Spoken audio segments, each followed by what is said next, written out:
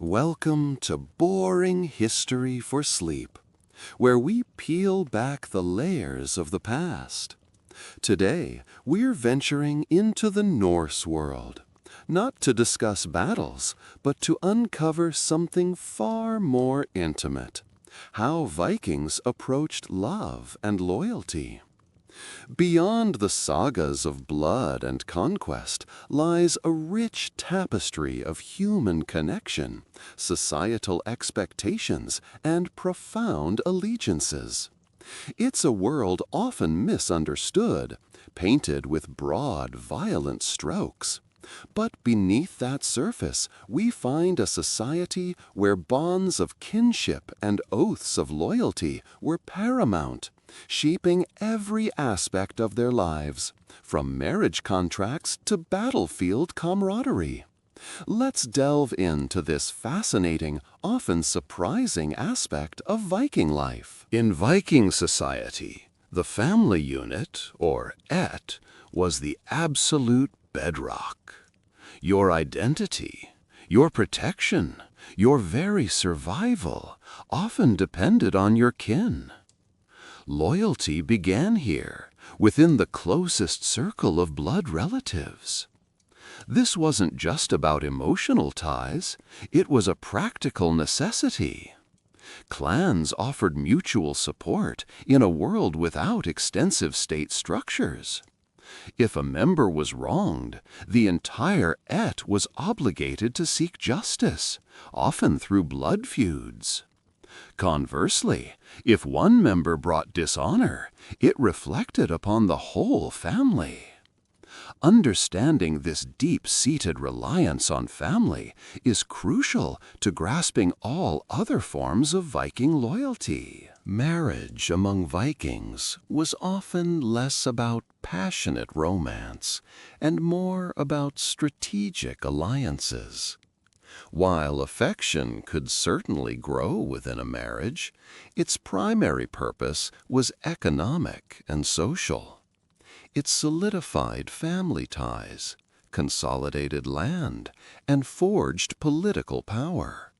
Marriages were typically arranged by the heads of families, with the consent of the bride and groom, though the emphasis was heavily on the family's collective benefit.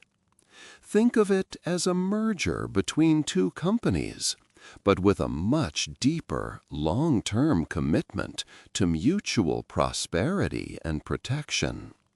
This pragmatic approach didn't negate love, but rather placed it within a larger framework of societal order. The betrothal process was formal and legally binding. It involved negotiations between families, often including a dowry from the bride's family and a mourning gift from the groom to the bride after the wedding night. The dowry wasn't merely a payment. It was the bride's property, which she retained control over, even within the marriage. This demonstrates a surprising degree of financial independence for Viking women compared to many other contemporary societies.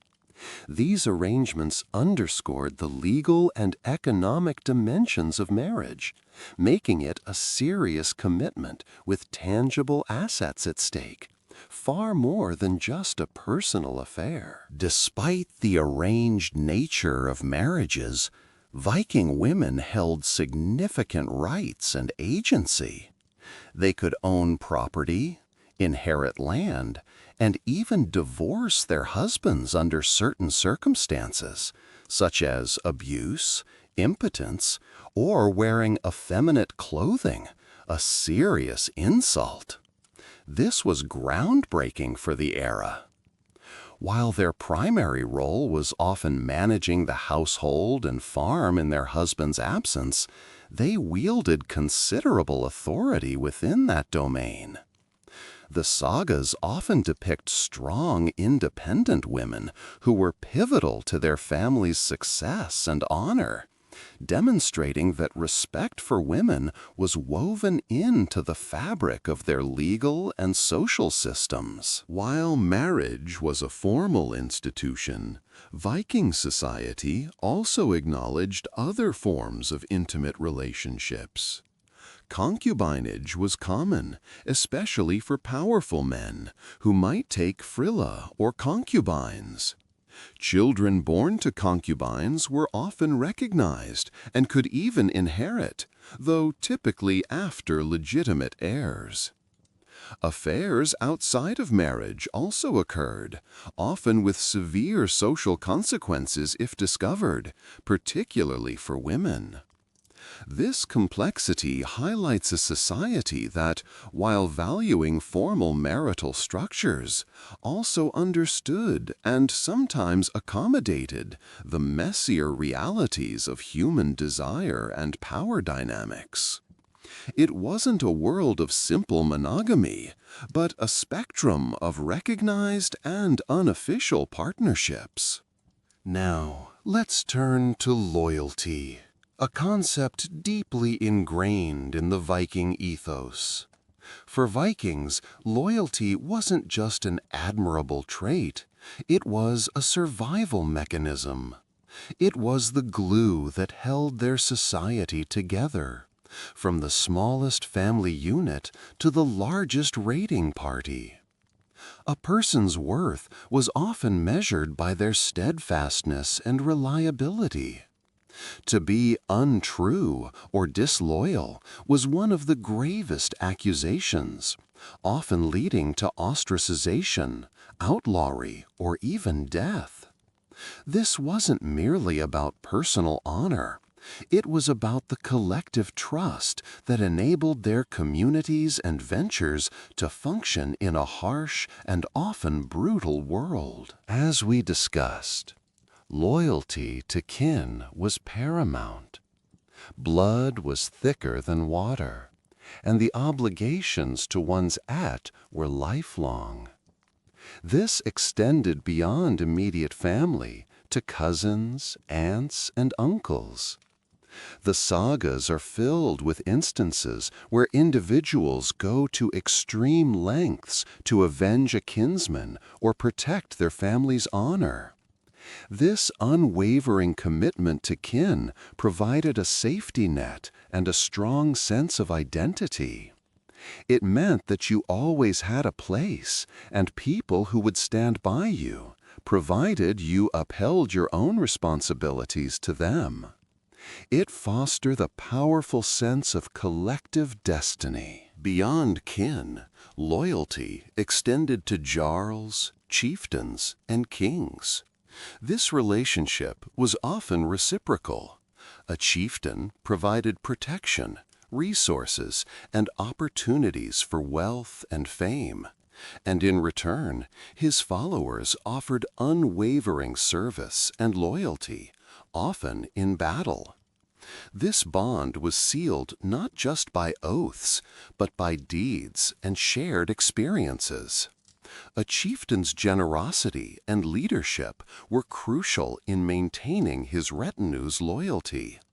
Tales of herdmen, sworn retainers, dying alongside their lords are common, illustrating the depth of this commitment. This wasn't just feudalism, it was a personal covenant. Oaths and vows were incredibly powerful and binding in Viking society, often seen as having divine weight. Breaking an oath was not just a social transgression, but a spiritual one, inviting misfortune and eternal dishonor. Oaths were used to seal alliances, guarantee justice, and bind followers to their leaders. They were often sworn on sacred objects, like rings or weapons, or in sacred places. These vows formed the legal and moral backbone of many agreements, demonstrating a deep trust in the spoken word and the consequences of betraying it. A Viking's word, once given, was their most sacred bond. Loyalty was perhaps most vividly demonstrated in warfare and raiding. A Viking warrior's life depended on the trust and reliability of his comrades. Fighting side by side, sharing the perils of battle and the spoils of victory, forged incredibly strong bonds. Desertion or cowardice was met with utter contempt and could lead to severe punishment or social death. The concept of félag, a partnership or fellowship, was crucial, especially among those who embarked on long voyages and raids together. These were not just temporary alliances, but deep brotherhoods, where each man's fate was intertwined with the next. The flip side of such intense loyalty was the profound impact of betrayal. To betray one's kin, one's chieftain, or one's sworn oath was considered the ultimate act of villainy. The sagas are rife with tragic tales of betrayal, often leading to bloody feuds, widespread conflict, and the downfall of powerful figures. The consequences were not just personal, they could unravel entire communities. Outlawry, being declared varg or wolf and cast out from society, was a common punishment for severe disloyalty, a fate often worse than death in a world where community was everything.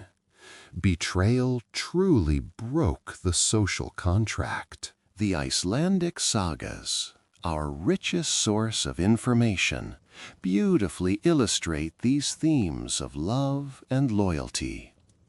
From the complex, often tragic love stories like that of Gudrun Ósvífursdóttir in Laxdæla saga, to the fierce loyalties and bitter feuds of Njál's saga, these narratives offer a window into the Viking mind.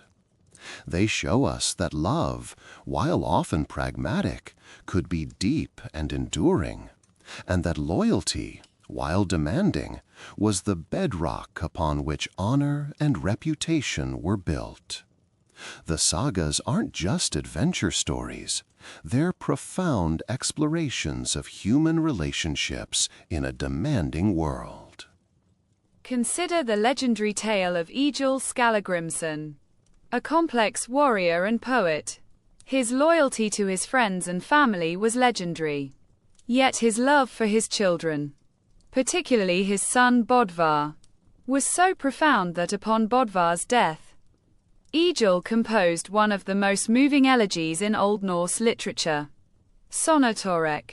This demonstrates a capacity for deep, personal love far beyond societal expectations. Or think of Gunnar Harmundarson from Njál's saga, whose loyalty to his friends and family ultimately led to his tragic end, refusing to flee even when outlawed, because he loved his home. These aren't just stories, they're windows into the Viking heart. So, as we bring our journey to a close, it's clear that the Vikings were far more than just fierce warriors. Their lives were interwoven with complex bonds of love and loyalty, which, while often pragmatic, were deeply felt and rigorously upheld.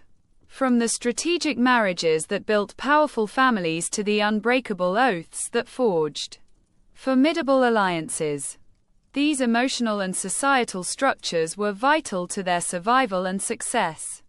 They remind us that even in the most challenging of historical contexts, human connection, trust, and commitment remain fundamental. Thank you for joining Boring History for Sleep. Until next time, keep exploring the hidden depths of history.